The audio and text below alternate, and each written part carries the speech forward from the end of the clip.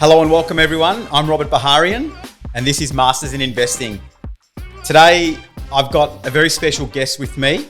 We've got Debbie Baharian, who, yes, is my wife, and we have made a commitment to not have a divorce after this particular podcast.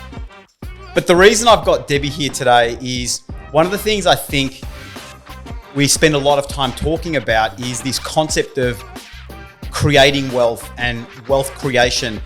But I don't think we as investors spend enough time thinking about the purpose behind why we create wealth. What does true wealth really mean to us? So I've got Debbie here now. Hello, Debbie. Hello, Robert. So you spend most of your time, other than looking after the kids and the household and a variety of other things, you help primarily women and women in business, entrepreneurs who are running businesses in Australia and all around the world. What is it that you help them with and why do they come see you? They come and see me for their regular daily struggles. So every day, there's always some sort of suffering that goes on in daily life. We can't always be in a state of happiness, joy, and contentment. And what do you mean by suffering? So suffering in terms of, you've got things that come up, especially if somebody is running a big corporation with lots of staff or there's always something that comes up and people tend to suffer over those things. So it's a normal human thing to do that. So I say it's suffering, but it's really just, stress, anxiety, worry, that sort of stuff. So they come to me with help about that. And also to find their purpose as well, their purpose in life. Because a lot of the time, even if somebody has a lot of wealth, they might not be actually very happy on the inside. And they feel like if they create more and more wealth, that'll give them that happiness that they're looking for. But then when they reach that point where they feel like, okay, I've reached that point where I'm onto the next goal now, I've got there, why am I still feeling like I need more or there's something still missing? So, and then they get to the point where they're like, well, there's got to be something else I can do. So then they reach out to someone like me who can help them solve their issues. Why are they feeling that way? And what do you think is like the biggest challenge or the biggest problem people come talk to you about? If you had to sum up the number one biggest thing, what is it? The number one biggest thing is to find fulfillment in life, to have that contentment.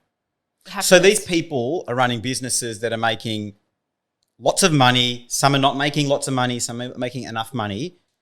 And these people, you see a common thread amongst them, regardless of how much money or how little money they're making, and it's a lack of fulfillment.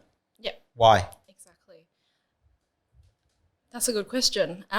It's because we have so much conditioning in our life where, you grow up and your parents or your school or whoever they teach you, you need to be a certain way. You need to be that good girl or to be a good student, to be a good daughter. And this is how you need to behave. And then you put on these masks. So I call them, good daughter and good mum or whatever it is. You put on these layers of masks and self-images where you actually come further and further away from your true self and who you really are in your core, in your heart. So are these people putting on these masks who are so far away from what they want to do and what they want to be and how they want to act and the things that they truly want? Yeah, exactly. So then you go through your schooling and you might have a really good score at school and you go to uni and you're just expected, because you have a high score, to go and do something like medicine or law or whatever, which society perceives as a very successful career. But at the end of the day, that's not who you really are. Maybe you just want to go and paint or be a dancer or, do something like that, and that will call to you. But because society expects you to go on this other path, you go on this other path and you take it further and further. And the more you take it into so-called success, the harder it is to let go. And because you're looking for that fulfillment on the inside, which you will never find from external sources, from your career, from wealth, from whatever it is you're looking for outside, because it's all inside, then you'll never find it. You'll always need to come back within. What do you mean by that? I mean that, to connect to your heart again, to know what you really want. And how does someone do that? So when they work with me, I take them through deep meditation And we go back to the source of what is causing all these self-images to come up for them, how all this conditioning happened. And it's not just from your family. It can be a collective thing. You know, the world expects this of you, society. And then also could be ancestral, and it could be from past lives. And what do you mean by ancestral? Do you mean by, for example, if someone has been brought up in a family who's been really successful, or the converse might also be true, a family that's been not so well off and really poor, and they've been conditioned generation after generation that this is our life, son. This is how we have always been. This is how we will always be. Is that what you mean when you talk about ancestral? Yeah, so it's conditioning from the ancestry. So like, for example, several generations ago, people might have come through a war. And then from a war, you come from a place of lack, because a war, you get everything taken away from you. You go through so much grief and so much poverty, and then to come back from nothing. And then that energy, because everything in the universe is made up of energy. So that energy actually carries through generations. And so when they come for a session with me, it's about healing those generational things so that they in this life can live the way that they are meant to live, as well as transform all future generations after them as well. You mentioned goals before. People set goals and then they reach that milestone and then they set the next one. There's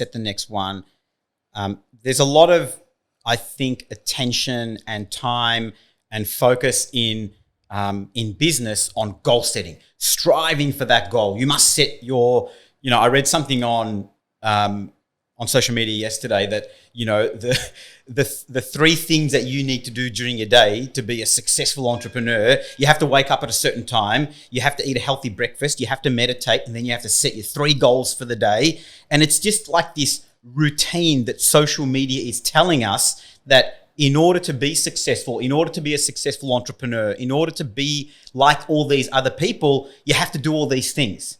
Now, I think that's a load of bullshit. What do you think about that?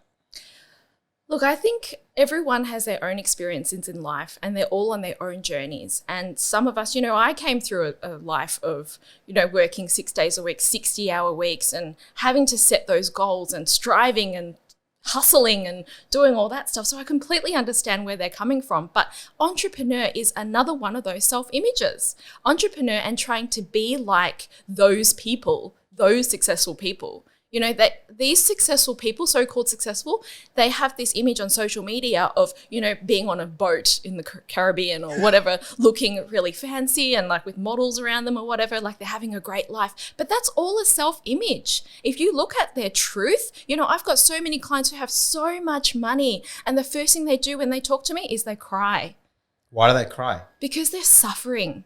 And they think that they feel guilty for the suffering because they know that they are successful. They know that billions of people around the world want to be just like them, but they just, on the inside, they're broken. So what we're actually chasing isn't money. It isn't external wealth. It isn't external appearances of having that boat or that car or that house. It's internal happiness. And how do people find that? They have to go within. It is the hardest thing that you will ever do, but you have to look at the truth within. You'll never find it outside. So why do we keep chasing this materialistic life, that having that nice car, or I want that house, that's the house, and I'm going to be so happy when I'm living in that house? Why do we do that? Do you think subconsciously we know that is not the answer? Do you think people know that, or do you think we have such lack of awareness that we're not even aware of it, and that we are pursuing these external, these material things to accumulate wealth that will help us in the pursuit of happiness? I think that society is changing at the moment, where, as much as there's still people who do drive for that external success or external. Is there anything wrong with that though? There is nothing wrong with that if you can feel happy and contented and fulfilled on the inside. Because you get to the next thing. Like, I used to have these goals of getting to the next thing. I get to the next thing and be like, all right, well, what's the next thing? It's all temporary. If you can get to that thing and know that it's enough, when you know that you have enough, you'll always have enough. And that is the most powerful place to be. how many people that you talk to get there? Or is it like going to the gym, like you constantly need to go to the gym? Like if you want to grow your biceps, you need to constantly go and work out your biceps. Is it like a muscle that you need to keep working on? Is it a thing that you need to keep working on to remain there? Or once you're there, you're there? Like, can you just explain a bit more about how definitely. it works? Meditation is one of those things that is like going to the gym, you do it every day, morning and night, and you train yourself to be able to do that. And meditation isn't what a lot of people think. Meditation is sitting there and not thinking for 20 minutes. Don't think about anything. But no. I can't help it. I'm thinking about stuff. Exactly. Because if you're not thinking about something, you're still thinking about something because you're thinking about not thinking. So it's like it doesn't exist. Yeah. So it's about, meditation is really about closing your eyes, focusing on your breathing, and then listening to the thoughts that actually do come up and going, hold on, like that's another thought, and then watching that go, and another thought and watching that go, another thought and watching that go, and letting it all go out of your system. One of the things that I find is that when I'm really struggling with something or can't find the answer to this thing that I need to find an answer to, 9 times out of 10, that answer comes to me without me even thinking about it when I'm either in the shower, when I'm just about to fall asleep, and then I say, I'll remember that. I'll write it down in the morning. Gone. Never remember. So, and at that time, it is the perfect perfect answer. And it's everything that it needs to be right at that time. And I'll remember it in the morning.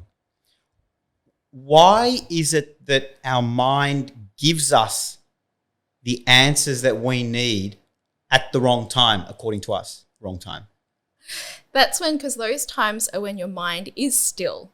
You don't have a million things going on at once. So when it's still, then you'll receive the messages that you really need to hear. So instead of doing it just before you go to sleep or in the shower, you can make that time for yourself. I love doing it first thing in the morning or just when the kids go to sleep, sitting there for an hour and just meditating on the day, cleansing out the energies and receiving the messages that I need to be able to continue creating and living my purpose. And do you find that is immensely helpful for you? Do you get the things that you're looking for? Do you get those answers? Do you receive those messages that you're looking for? It's everything to me. What do you mean? Like doing that practice is everything. It's something that if I don't do it, I just don't know whether I could be happy and contented because I would be so tied to living in the human existence, in the ego, and not being able to find the messages from beyond the ego, from that subconscious. So you're mind, saying from you the have to higher do self. that to get the answers you're looking for instead of getting the answers in a different way that may be driven by something else. Yeah, and the universe puts us all here for a reason. We're all here for a purpose. When we'll all live the purpose that we're here to live, really. So it's about whether you live it in an easy, contented, fulfilled way, or whether you make it hard for yourself and the universe keeps teaching you lessons after lesson after lesson and you struggle through. Do you think you're obsessed of being so within that you're running away from the every other hour that you're not in that space? Yeah, that is a really good point because many, many people get obsessed with it. Many people get attached. It's like an addiction. Meditation is like an addiction, just like everything else. You can get addicted to food, you can get addicted to alcohol, you can get addicted to drugs because you're trying to get away from your life. So meditation can be one of those things, just like anything else. It can go shopping, that could be an addiction as well. So you've got to be careful. Like the reason why I do meditation is so that I can live my life the best way that I possibly can. But if you do the meditation to escape life, then that is a form of addiction and obsession. One of the things I think is driven a lot by obsession is wealth, I think. And, I speak to a lot of people that my perception is, and I get the sense that there's an element of obsession. How do you think people can distinguish pursuit and obsession? Like, what is this fine line that moves us from the pursuit of something, whatever it may be, versus us being obsessed with it? Because I've gone through that myself personally, and there is this aha moment, and the penny drops, the light switch flicks on, and you realize. And I think it comes with great awareness and understanding, and that takes a lot of time. How do you think people can distinguish those two things? I think they're the same thing, because you can be obsessed with your pursuit.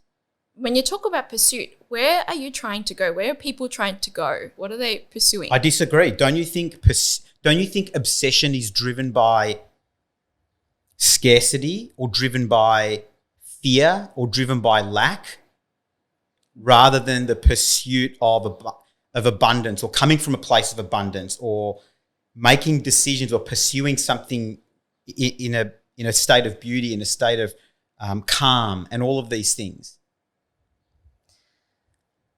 Pursuing something means that you are trying to get somewhere that you're not. If you're coming from a place of abundance, you're already abundant. Why do you need to go anywhere else? So my approach is that everything that you are looking for is within you. You have that abundance. You have that wealth. You have the love, the joy, the fulfillment, the freedom that's always within you. Why are we so scared to accept it? Why are people afraid to accept that there is abundance within, that we do as people, as investors, as human beings, have everything that we actually need? Yet we're constantly scrambling, trying to do the next thing, or make another dollar, or try and make 25% on our money and not 8% on our money. Why are we doing that? I think people just don't have access to it. They don't know how to access it. That's the thing. It's not about acceptance. If they truly knew, I mean, I don't even know what we are capable of. Like, I don't even know. And I've been on this journey for 4 years. But if they truly knew what they were truly capable of, that we are truly limitless, they wouldn't be chasing all this stuff. They just need to be able to access it. Is there anything wrong with chasing it? No, there's nothing wrong with anything. There's nothing wrong with anybody, because everybody just lives a life in the way that they believe is good for themselves.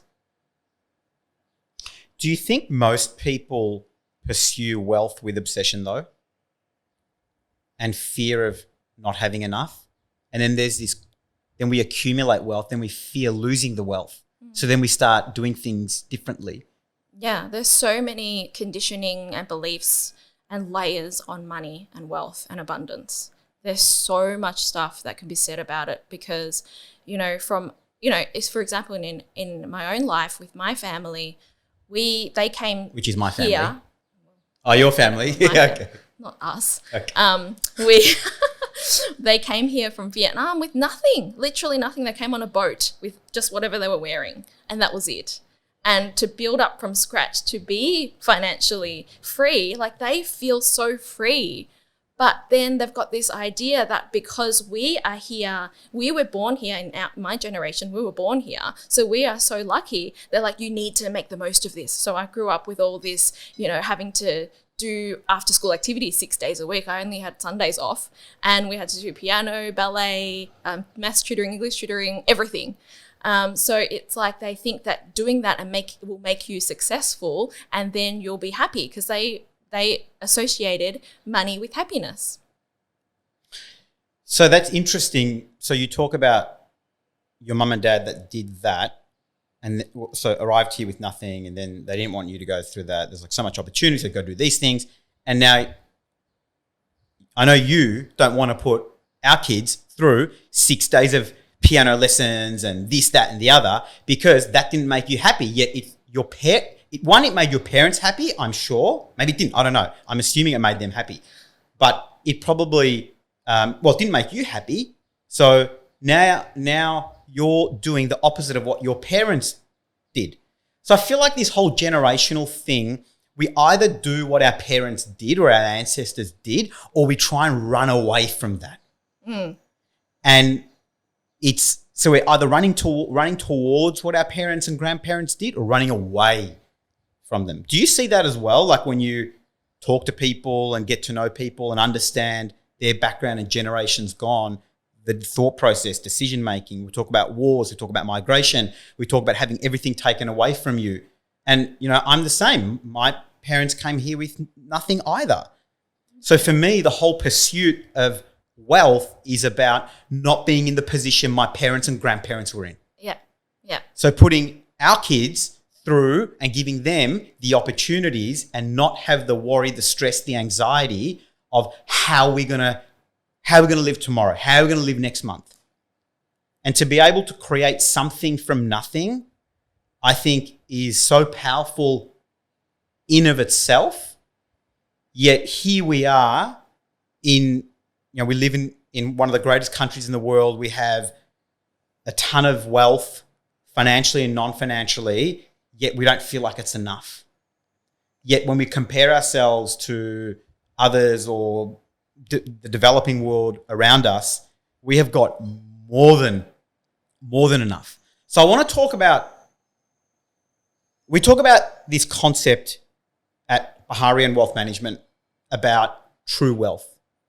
And true wealth being this concept of money being a tool, money giving us options, money giving us choice to do the things that genuinely make us happy.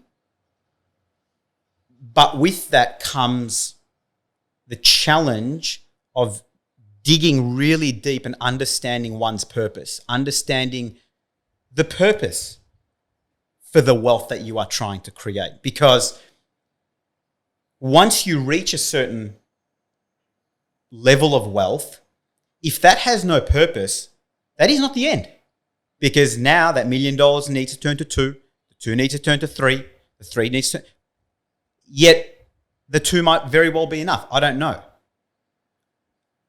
How do you think we as people, as human beings, as investors can get clarity around purpose, get clarity around what true wealth means? But before you answer the how, what do you think? When you hear the word true wealth, what does that mean to you? To me, it doesn't mean money at all. It has absolutely nothing to do with money. It is that fulfillment that we're chasing. It's within us. So if you can be contented, happy and fulfilled, you won't need anything on the outside. Like you and I went to India last year and we went to the poorest villages in India, and they lived in the hut the size of our ensuite with 3 generations, yet they were the happiest people we've ever seen. Yeah. So, happiness doesn't involve stuff. Like you spend your whole life paying off one house where they probably built their hut in 3 weeks and they've got it, and they grow their own food. They maybe grow rice, sell a little bit of rice to the villagers and just have a little bit of savings. And that's enough for them. And that's enough for them to feel happy. They don't stress about having to reach their mortgage. So why is it that when we as everybody, most people travel and they see things that we've seen, I'm sure we're not the only people who've seen that. Why do we need to go through that experience to ground us? Why can't we find that? Because we're so attached to our society. We're so attached to what we believe as reality in this world. Our reality is being in the city in a developed country, having a secure job, and then wanting more. And that's what everybody does. So you want to be like everyone else. So many of my clients, where if they're single and in their even late 20s to 30s, they'll be like, oh, but I have to get married because everybody else is. Why am I still single? They're happily single, but they don't admit that to themselves in their heart because they want to be like everyone else, driven by this society. other people expect them to be married by a certain Yeah, age. society in general expects them to be married and whatever. Do you think wealth is subjective? Yeah, absolutely. Everybody has a different belief, opinion, perception of wealth. So one of the questions you didn't answer yet, though, is, so we talked about the concept of true wealth and what you think true wealth is. How do you think then people and investors can really peel back those layers and be able to draw not parallels, but draw some connection or some nexus with the wealth they are trying to build and why they're trying to build it? This whole concept of why. Everyone talks about what's your why? What's your why? It's like a buzzword now. But people don't do it. People throw it around, right? But I don't see as many people as I would like who actually sit down, whether they meditate over it or not, however they get there, but they have clarity around what they're doing. They have purpose around why they're doing it.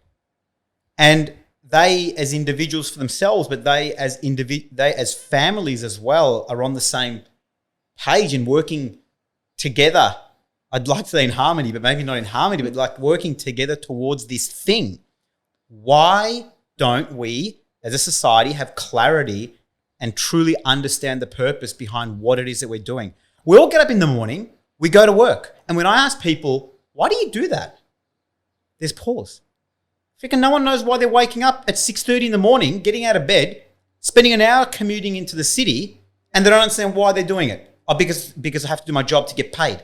Okay, so what does that then give you?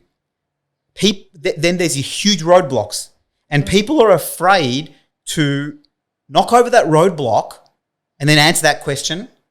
Because we'll be able to see the truth, and seeing the truth within is really, really hard to do. There's a huge resistance there, and you'll only see the truth when you're ready. And then things will be revealed to how to do that, how to actually let go of that. Do you think people do that up until a certain threshold?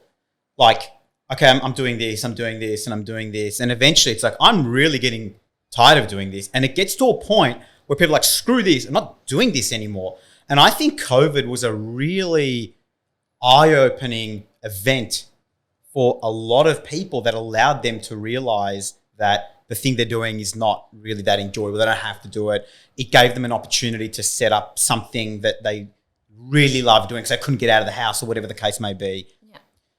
Yeah. It took me a really long time to accept what I wanted and really accept going deep.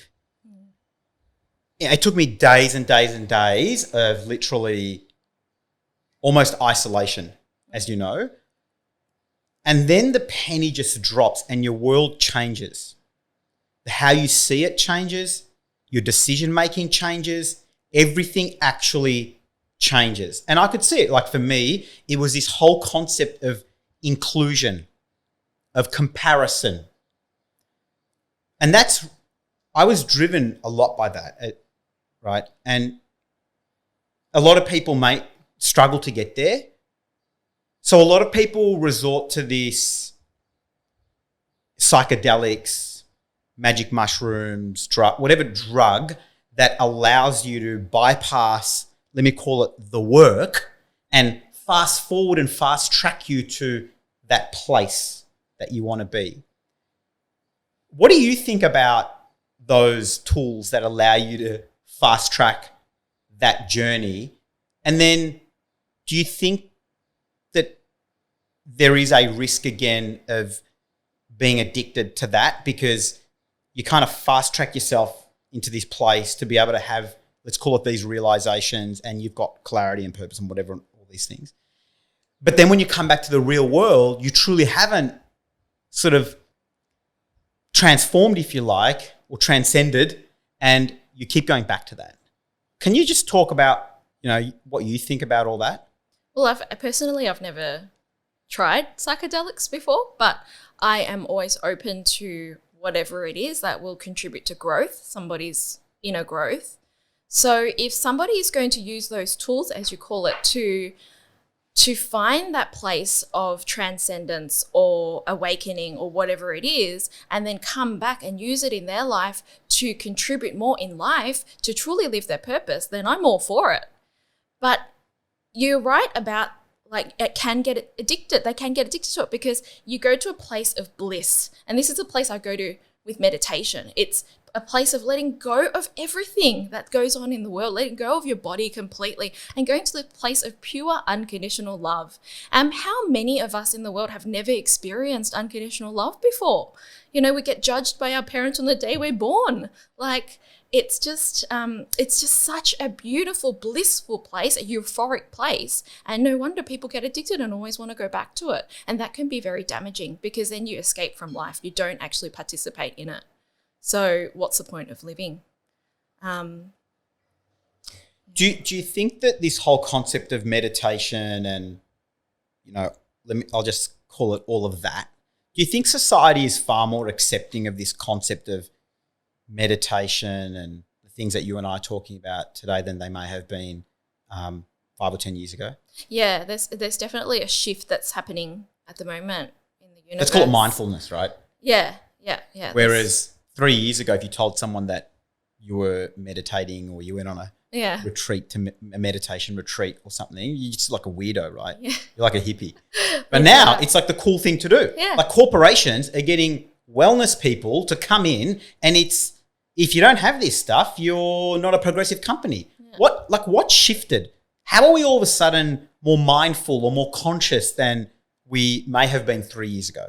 Yeah, and even the schools, you know, all schools have this growth mindset program now. Yeah, but some of them it's just this marketing tagline. Yeah, but it's still something that's accepted that people actually want, which is actually really, really good. Yeah, people want that. So why do you think that is? Why do you think society is far more accepting of this concept of mindfulness now? I think people are just sick of suffering. You know, the world's suffering. They know that the world is suffering, that, you know, the environment, climate change, all that sort of stuff. And I see it on social media a lot where they're like, take responsibility, you have to take responsibility. And I think people are actually listening to that message now. We need to take responsibility individually in order to make change and to they're more open. So it's not necessarily them going out to do something. There's obviously more people going out there to change and grow themselves, but it's generally us as a society being more open to this stuff because we're sick of it now. And that's the only answer, really. And it's okay to want this now so do you then think that people want this because other people want this? Or do you think... That too. It's a trend, which is also good. Like, there's nothing wrong with that. Because it's a good trend. You know, like I was just watching a documentary last night about slavery. People were into slavery in the 18th century, and a lot of people then came and went against it, and slavery was abolished. So this is what happens. People go on this trend for a while, and then whatever doesn't serve the world gets abolished. Whatever serves the world keeps going. How do you think people can move from this state of suffering that you talk about to a state of calm and joy and love and a beautiful state? The first step is awareness, is being aware that you are suffering. I mean, that's a self-image that people have is I'm happy. You know, I'm happy every day. People tell themselves I'm grateful for what I have. I'm happy with what I have. Let's talk about I want to talk about this. Grateful. This concept of gratitude. Oh, let's practice gratitude meditation. Mm-hmm. And again, another buzzword. Yes. Grateful, empathy. Like, why do we have to practice gratitude? Are we not grateful? And for that reason, we must practice clearly gratitude? Clearly they're not grateful, which is why they have to practice gratitude, because they're just suffering so much every day. So, like, I'm not judging everybody. I used to do this. For 6 months, I had a gratitude journal where I would write down 5 things I was grateful for every day so that I could feel good and grateful. But where you're trying to get at is this sense of fulfillment, and you're not going to find that from the standard gratitude practice, which it's better than having no practice. Or a journal, yeah. Better than having no practice. But, that could be the first practice that you start to get into more meditation and stuff like that. So it's still good. But, yeah, there's a big thing at the moment about gratitude that everyone has to be grateful. So you're talking about awareness. How do you become aware that you are in a state of suffering? How do you become aware? Or just to know about it, just to know what suffering is and what it is to be happy and what it is to have fulfillment, really. Do you think then it takes time, though, for people to say, oh, no, I'm not. I'm happy. Oh, absolutely. Yeah. Yeah. It can take just one tiny bit, like somebody saying once, like somebody could be listening to this podcast and going, okay, well, I'm happy. And then eventually in the next few weeks go, oh, actually, like something has triggered something in their mind, something small that can make them realize down the track, like, hold on a minute, like I'm not actually happy. And then that can lead to a whole lot of other things. And then what comes after awareness? Awareness, and then it's whatever you feel called to do. So, there's so many types of healing out there. There's meditation, which is one thing, but there's also, you could go and see a psychologist or a counselor. You could go and that's okay now. Of course. 10 years ago. Oh, yeah, that's true. If you saw a psychologist or a psychiatrist, you're a wacko. Yeah. And now that's okay. And I think it's totally fine. I mean, it was okay 10 years ago. It was okay 30 years ago. But as a society, we've become far more accepting of these things, that it's okay to talk about how you're feeling. It's okay to feel like crap. It's okay to feel sad. It's okay to cry. Like men aren't supposed to cry. Men aren't supposed to be sad. Men are supposed to be standing up and strong and, brush the dust off and move on to fight the next battle.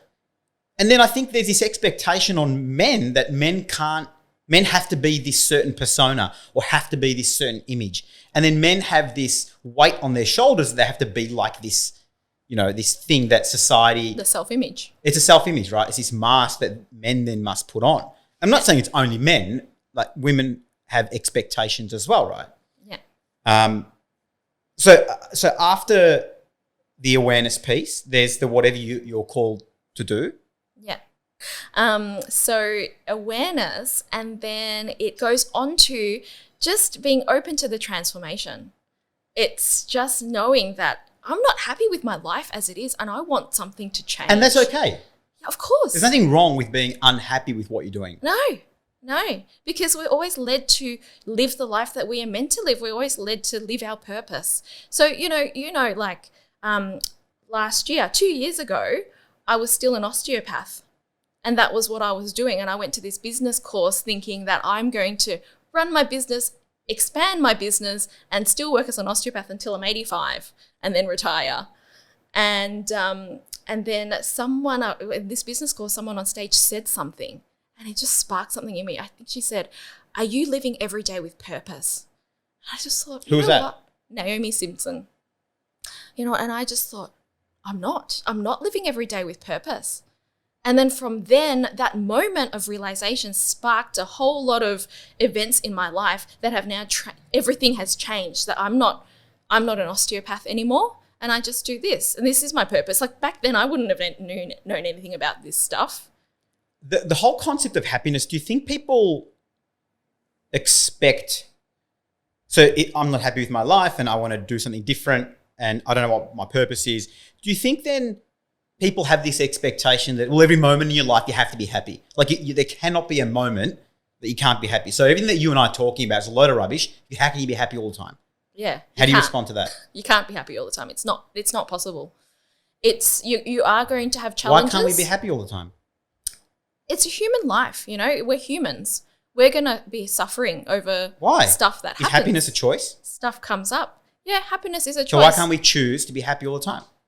If I'm late out of the office and, I used to miss the tram or miss the bus, you crack the shits because the bus is gone and, now when's the next bus coming? And you can't control that. But what you can control is how you feel about that moment, what you're going to do about that. Because whinging and moaning and groaning, the bus driver's not going to put the bus in reverse and drive back and go, sorry, mate, jump in. Like, it's gone, right? So you can't change that. Yeah. But it's a state of mind. So why can't we be happy more often than not? Well, you can be happy more often than not. But when you think about that situation, say you've missed your bus, you missed your bus, you'll have that initial tinge of, oh, crap, I've missed my bus. And that's already like a place away from happiness. So it's how you can get yourself back to a place of happiness. To be like, all right, I couldn't control that. That's fine. I'll now move on to the next bus. Like, you know, and to be okay with it. Whereas there are some people who just miss the bus and then they get all cranky and then they're negative the whole day. So it's this concept of oscillating between those two states of mind? Yeah, to understand that everything is temporary. Happiness is temporary, but so is suffering. Happiness is temporary. Everything is temporary. Do you believe that? Absolutely. What is temporary? Temporary could be anything. It's not. What's the opposite of temporary? Permanent. Yeah. So can happiness be permanent? What's permanent? How long's permanent? Eternal. That's your interpretation of permanent. My permanent could be like it's permanent for the day. Like yeah. So in this spiritual work that we do, it's moving beyond the human realm. In our soul, the soul is eternal. The soul is always happy. And it goes beyond happiness. It's this connected state. It's connection. It's love. It's joy. It's freedom. It's something that is so far beyond happiness that humans at the human level can't possibly understand. And you can only understand it from a place of meditation. And that's why people go to those psychedelics and go to those other things that they can actually get that feeling. Because you can't get it in daily life, especially if you're so rooted in this reality. I think we're running up on time. My beautiful wife, thank you. This has been awesome. Yes. Maybe we're going to have to take part 2 on this next season. We'll see where we go. Would love to. Thanks Thanks for having me. Thanks.